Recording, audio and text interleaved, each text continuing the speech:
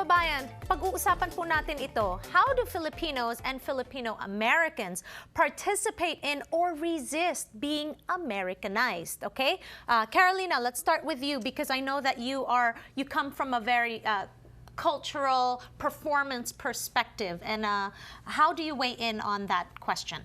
Well, I look at performance, and I look at a particular kind of performance, vaudeville, which is based off of American vaudeville, and you know, it's very subversive.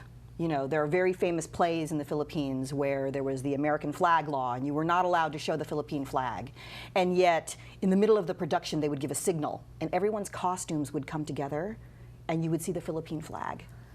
Right? And everyone in the audience would stand and applaud and tears in their eyes. So it's always, while there's this very strong American influence, that Filipinos are very subversive.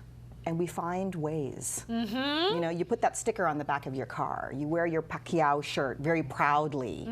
But this is something that's very recent, though. You know, all the gear, being Filipino and proud. Right. This wasn't the case couple decades ago. No, it wasn't. But even though it was the case, we were always trying to find a way to be visible, right? Like when you talk about all the halaus in Southern California and how they're all Filipino, right? And how we have always tried to find ways to assert our culture. So when you say whether we resist or not resist, we do, but not in ways that are very visible. Ah, interesting. Okay, JP, how do we participate or resist this Americanization? I think the answer is both, because if we think about Americanization in terms of participating in American structures, that leads us to that old saying that we can use the master's tools to tear down the master's house. So we can be Americanized by participating in different types of social justice activism that brings to light issues of structural inequality, global inequality, and things like that. Okay, nawala ako doon. Medyo malalim yun, JP. Anong ibig sabihin nun?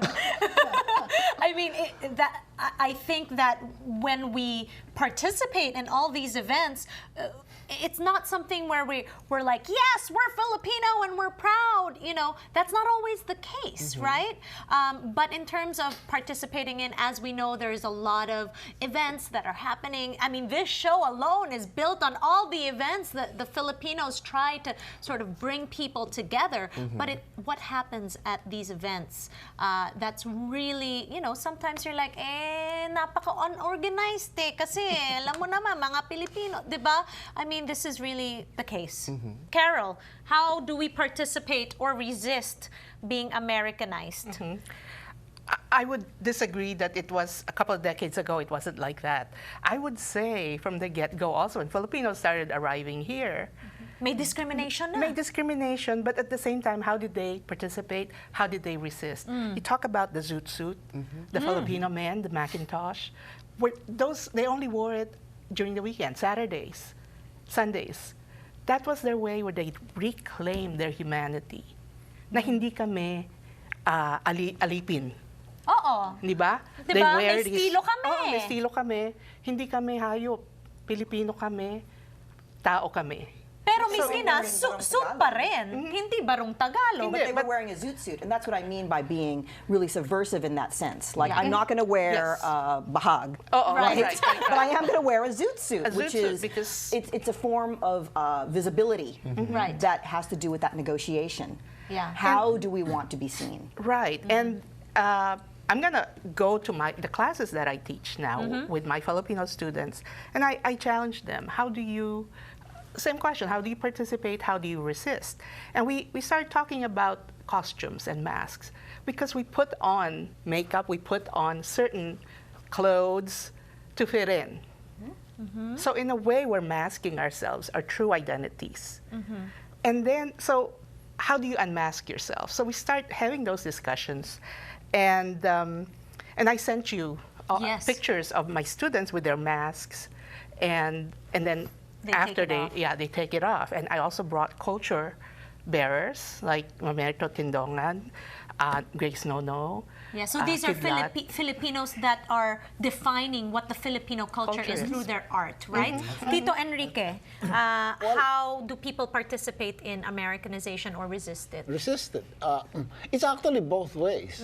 Now, I was at a showing of some of Kidlat Tahimik's, his Films, famous yes. films, right? Perfume Nightmare. The Perfume Nightmare. Oo, from the 70s, right. diba? And there was a Q&A afterwards. Yes. Okay?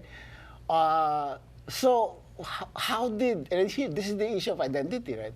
So how did Kidlat portray himself? Nakabahag. Okay, nakabahag. So here is instead of just coming on with jeans. Oo, may statement. No, may statement siyang ginagawa. And to me, that is a form of resistance. Resistance. Okay? Yeah. Okay. On the other hand, okay, I have let's say, ako makikipag-meeting sa mga let's say, funders, no? Because I do work for social Nakabarong ka. Either magbabarong ako, ito ngayon, okay, what identity am I projecting? Yeah, so this is such an interesting topic. I need to invite all of you back on this show. Ladies and gentlemen, all Tuesdays in July, eto lang yung pag-uusapan natin, okay? So when we return, we'll be back for more.